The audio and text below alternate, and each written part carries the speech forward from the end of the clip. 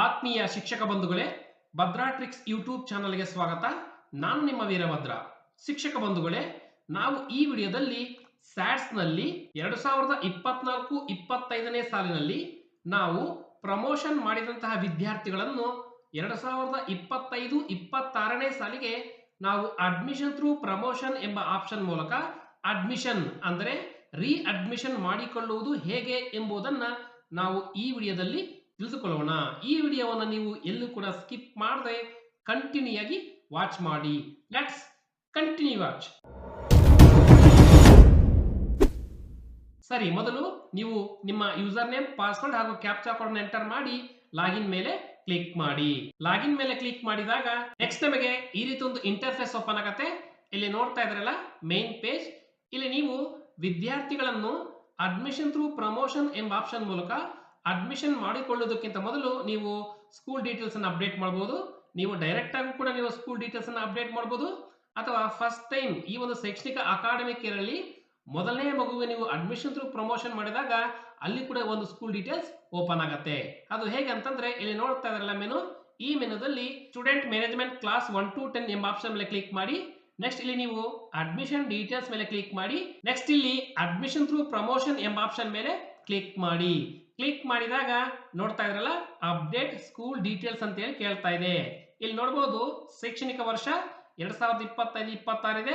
ಇಲ್ಲಿ ಒಂದು ನೋಟ್ ಇದೆ ನೋಡಿ, please update school details for new academic year 2025-26 before enrolment.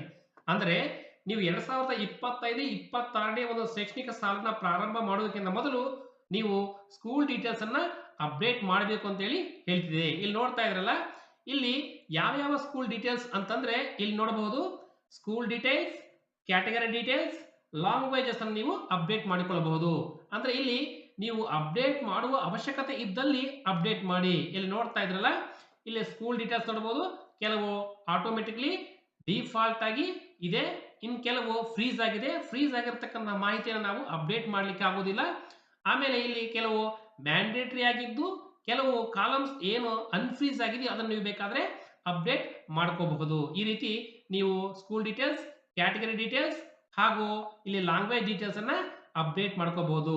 ಇಲ್ಲಿ ಈ ರೀತಿ ಯಾವ್ದಾದ್ರು ಅಪ್ಡೇಟ್ ಮಾಡುವ ಅವಶ್ಯಕತೆ ಇದ್ದಲ್ಲಿ ನೀವು ಅಪ್ಡೇಟ್ ಮಾಡಿ. ಇಲ್ಲಿ ಕೆಳಗಡೆ ಅಪ್ಡೇಟ್ ಮೇಲೆ ಕ್ಲಿಕ್ ಮಾಡಿ. ಕ್ಲಿಕ್ ಮಾಡಿದಾಗ are you sure you want to update ಅಂತ ಕೇಳುತ್ತೆ. ಇಲ್ಲಿ ಓಕೆ ಎಂಬ ಆಪ್ಷನ್ ಮೇಲೆ ಕ್ಲಿಕ್ ಮಾಡಿ. Your school information has been successfully updated ಅಂತ ಬರುತ್ತೆ. ಇಲ್ಲಿ ನೋಡಬಹುದು ನಿಮ್ಮ ಶಾಲೆಗೆ ಸಂಬಂಧಿಸಿದ ಡೀಟೇಲ್ಸ್ ಎಲ್ಲ ಡಿಫಾಲ್ಟ್ ಆಗಿರ್ತದೆ. State, district, block, cluster, school name, school code. ಇಲ್ಲಿ ನೋಡ್ತಾ ಇದ್ರಲ್ಲ ಪ್ರೀವಿಯಸ್ ಸ್ಟ್ಯಾಂಡರ್ಡ್ ಅನ್ನ ನೀವು ಸೆಲೆಕ್ಟ್ ಮಾಡ್ಕೋಬೇಕು.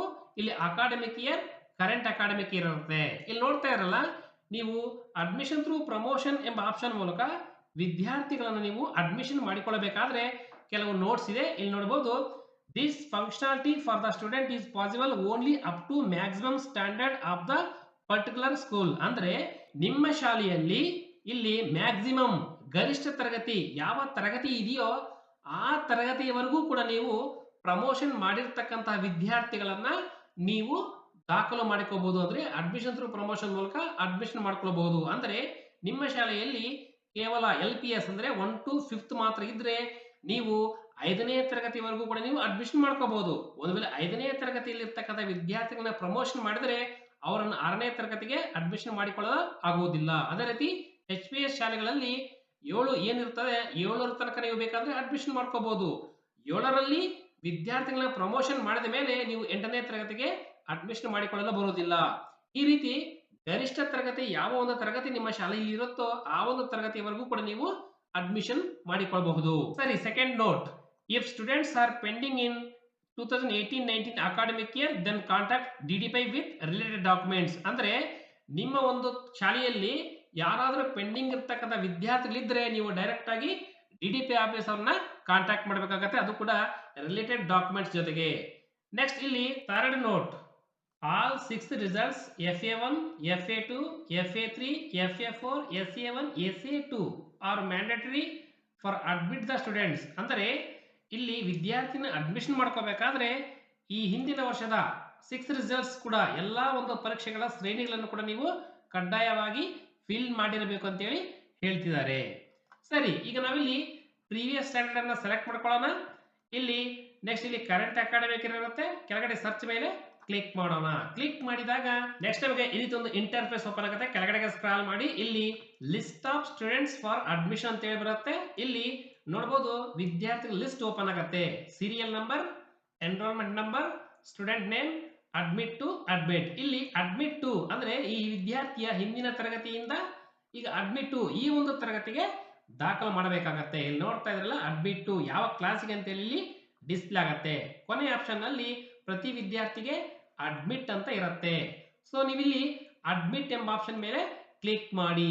ಕ್ಲಿಕ್ ಮಾಡಿದಾಗ ನೆಕ್ಸ್ಟ್ ನಮಗೆ ಈ ರೀತಿ ಒಂದು ಇಂಟರ್ಫೇಸ್ ಓಪನ್ ಆಗುತ್ತೆ. ಇಲ್ಲಿ ನೋಡ್ತಾ ಇದ್ರಲ್ಲ ಸ್ಟೂಡೆಂಟ್ ಅಡ್ಮಿಷನ್ ಥ್ರೂ ಪ್ರಮೋಷನ್ ಅಂತ ಹೇಳಿ ಡಿಸ್ಪ್ಲೇ ಆಗುತ್ತೆ. ಇಲ್ಲಿ ನೋಡ್ತಾ ಇದ್ರಲ್ಲ ಒಂದು ನೋಟ್ ಇದೆ, bank details R mandatory for 9th standard SC/ST students of government, private, aided, state syllabus schools ಅಂತ ಹೇಳಿ ಡಿಸ್ಪ್ಲೇ ಆಗ್ತಾ ಇದೆ. ಇಲ್ಲಿ ರಾಜ್ಯ ಪಠ್ಯಕ್ರಮವನ್ನು ಅಳವಡಿಸಿಕೊಂಡಿರ್ತಕ್ಕಂತಹ ಸರ್ಕಾರಿ ಹಾಗೂ ಇಲ್ಲಿ ಏನು ಪ್ರೈವೇಟ್ ಏಡೆಡ್ ಸ್ಕೂಲ್ಸ್ ಇದಾವಲ್ಲ ಆ ಒಂದು ಶಾಲೆಗಳಲ್ಲಿ ಇರ್ತಕ್ಕಂತಹ 9ನೇ ತರಗತಿಯ ವಿದ್ಯಾರ್ಥಿಗಳ, ಅದು ಕೂಡ SC/ST ವಿದ್ಯಾರ್ಥಿಗಳ ಬ್ಯಾಂಕ್ ಡೀಟೇಲ್ಸ್ ಅನ್ನ ಕಡ್ಡಾಯವಾಗಿ ಫಿಲ್ ಮಾಡಬೇಕು ಅಂತ ಹೇಳಿ ಹೇಳ್ತಿದ್ದಾರೆ. ಸೊ ಅದು ಸ್ಕಾಲರ್ಶಿಪ್ಗೆ ಇರಬೇಕಾಗತ್ತೆ.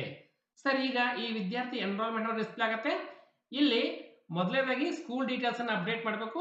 ಅದರಲ್ಲಿ ಕೆಲವು ಫ್ರೀಸ್ ಆಗಿರ್ತದೆ, ಯಾವುದು ಅನ್ಫ್ರೀಸ್ ಆಗಿರ್ತದೋ ಇಲ್ಲಿ ನೋಡ್ತಾ ಇದ್ರಲ್ಲ ಆ ಒಂದು ಸ್ಕೂಲ್ ಡೀಟೇಲ್ಸ್ ಗೆ ಸಂಬಂಧಪಟ್ಟಂತೆ ಇಲ್ಲಿ ಸೆಕ್ಷನ್ ಅನ್ನ ಅಪ್ಡೇಟ್ ಮಾಡಿ ಸೆಲೆಕ್ಟ್ ಮೇಲೆ ಕ್ಲಿಕ್ ಮಾಡಿ ಆ ವಿದ್ಯಾರ್ಥಿಯ ಆ ತರಗತಿಗೆ ಸಂಬಂಧಪಟ್ಟಂತೆ ಸೆಕ್ಷನ್ ಬರುತ್ತೆ. ಒಂದು ವೇಳೆ ಸೆಕ್ಷನ್ ಬಂದಿಲ್ಲ ಅಂತಂದ್ರೆ ನೀವು ಸೆಕ್ಷನ್ ಕ್ರಿಯೇಟ್ ಮಾಡ್ಕೋಬೇಕಾಗತ್ತೆ. ಈಗಾಗಲೇ ಸೆಕ್ಷನ್ ಕ್ರಿಯೇಟ್ ಮಾಡಿಕೊಳ್ಳೋದು ಹೇಗೆ ಅಂತೇಳಿ ನಮ್ಮ ಯೂಟ್ಯೂಬ್ ಚಾನಲ್ ಅಲ್ಲಿ ಇದೆ, ಹಾಗೂ ಈ ಮೇಲ್ಗಡೆ ಐಕಾರ್ಟ್ ಅಲ್ಲೂ ಕೂಡ ಇದೆ. ನೀವು ಆ ಒಂದು ವಿಡಿಯೋವನ್ನು ನೋಡಿ ನೀವು ಸೆಕ್ಷನ್ ಅನ್ನ ಕ್ರಿಯೇಟ್ ಮಾಡ್ಕೋಬಹುದು. ಸರ್ ನಾವು ಇಲ್ಲಿ ಸೆಕ್ಷನ್ ಅನ್ನು ಸೆಲೆಕ್ಟ್ ಮಾಡ್ಕೊಳ್ತಾ ಇದ್ದೀನಿ. ನೆಕ್ಸ್ಟ್ ಆ ವಿದ್ಯಾರ್ಥಿಗೆ ಸಂಬಂಧಿಸಿದ ಆ ತರಗತಿಗೆ ಸಂಬಂಧಿಸಿದ ಲ್ಯಾಂಗ್ವೇಜ್ ಗ್ರೂಪ್ ಅನ್ನು ನೀವು ಇಲ್ಲಿ ಸೆಲೆಕ್ಷನ್ ಮಾಡ್ಕೊಳ್ಳಿ. ಸೆಲೆಕ್ಟ್ ಮಾಡಿಕೊಂಡು ಕೆಳಗಡೆಗೆ ಸ್ಕ್ರಾಲ್ ಮಾಡಿ ಇಲ್ಲಿ ವಿದ್ಯಾರ್ಥಿಯ ಡೀಟೇಲ್ಸ್ ಅಂದ್ರೆ ಸ್ಟೂಡೆಂಟ್ ಡೀಟೇಲ್ಸ್ ಇಲ್ಲಿ ನೀವು ಬೇಕಾದ್ರೆ ಇಲ್ಲಿ ಕೆಳಗಡೆ ಕಾಣಿಸ್ತದಿಲ್ಲ, ಡೇಟ್ ಆಫ್ ಬರ್ತ್, ಜೆಂಡರ್, ಈ ರೀತಿ ರಿಲಿಜಿಯನ್, ನ್ಯಾಷನಾಲಿಟಿ ಬೇಕಾದ್ರೆ ಅಪ್ಡೇಟ್ ಮಾಡ್ಕೋಬಹುದು.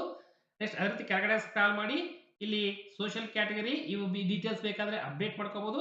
ಅದೇ ರೀತಿ ಕೆಳಗಡೆ ಸ್ಕ್ರಾಲ್ ಮಾಡಿ ಇಲ್ಲಿ ಸ್ಟೂಡೆಂಟ್ ಬ್ಯಾಂಕ್ ಡೀಟೇಲ್ಸ್ ಅನ್ನು ನೀವು ಕಂಪಲ್ಸರಿ ಎಂಟ್ರಿ ಮಾಡಬೇಕು. 9th ಸ್ಟ್ಯಾಂಡರ್ಡ್ SC/ST ವಿದ್ಯಾರ್ಥಿಗಳಿಗೆ ಇಲ್ಲಿ ಕಾಂಟ್ಯಾಕ್ಟ್ ಡೀಟೇಲ್ಸ್ ಗೆ ಸಂಬಂಧಪಟ್ಟಂತೆ ಕರೆಂಟ್ ಅಡ್ರೆಸ್ ಆಗಿರಬಹುದು, ಪರ್ಮನೆಂಟ್ ಅಡ್ರೆಸ್ ಆಗಿರಬಹುದು, ಅಪ್ಡೇಟ್ ಮಾಡ್ಕೋಬಹುದು. ಸೊ ಇಷ್ಟೆಲ್ಲ ಡೀಟೇಲ್ಸ್ ಅಪ್ಡೇಟ್ ಮಾಡಿ ಇಲ್ಲಿ ಸಬ್ಮಿಟ್ ಮೇಲೆ ಕ್ಲಿಕ್ ಮಾಡಿ. ಕ್ಲಿಕ್ ಮಾಡಿದಾಗ do you want to submit ಅಂತ ಕೇಳುತ್ತೆ. ಓಕೆ ಎಂಬ ಆಪ್ಷನ್ ಮೇಲೆ ಕ್ಲಿಕ್ ಮಾಡಿ. ಓಕೆ ಎಂಬ ಆಪ್ಷನ್ ಮೇಲೆ ಕ್ಲಿಕ್ ಮಾಡಿದಾಗ ಇಲ್ಲಿ ನೋಡ್ತಾ ಇದ್ರಲ್ಲ student enrolment is enrolled successful ಅಂತ ಹೇಳಿ ಬರುತ್ತೆ. ಹೀಗೆ ನಾವು ಅಡ್ಮಿಷನ್ ಥ್ರೂ ಪ್ರಮೋಷನ್ ಎಂಬ ಆಪ್ಷನ್ ಮೂಲಕ ವಿದ್ಯಾರ್ಥಿಗಳನ್ನ ಅಡ್ಮಿಷನ್ ಮಾಡಬಹುದು. ಫ್ರೆಂಡ್ಸ್ ನೋಡಿದ್ರಲ್ಲ ಅಡ್ಮಿಷನ್ ಥ್ರೂ ಪ್ರಮೋಷನ್ ಎಂಬ ಆಪ್ಷನ್ ಮೂಲಕ ವಿದ್ಯಾರ್ಥಿಗಳನ್ನ ಅಡ್ಮಿಷನ್ ಮಾಡಿಕೊಳ್ಳುವುದು ಹೇಗೆ ಎಂಬುದರ ಕಂಪ್ಲೀಟ್ ಡೀಟೇಲ್ಸ್ ಅನ್ನ. ಫ್ರೆಂಡ್ಸ್ ಈ ವಿಡಿಯೋ ನಿಮಗೆ ಇಷ್ಟ ಆದರೆ ಲೈಕ್ ಮಾಡಿ, ಹಾಗೂ ಈ ವಿಡಿಯೋ ಬಗ್ಗೆ ಏನಾದರೂ ಡೌಟ್ ಇದ್ದರೆ ಕಾಮೆಂಟ್ ಮಾಡಿ, ಹಾಗೂ ಈ ವಿಡಿಯೋವನ್ನು ನಿಮ್ಮೆಲ್ಲ ಫ್ರೆಂಡ್ಸ್ಗೆ ವಾಟ್ಸ್ಆಪ್ ಮತ್ತು ಫೇಸ್ಬುಕ್ ಗ್ರೂಪ್ಗಳಲ್ಲಿ ತಪ್ಪದೇ ಶೇರ್ ಮಾಡಿ. Thanks for watching. Thanks A lot. Jai Hind.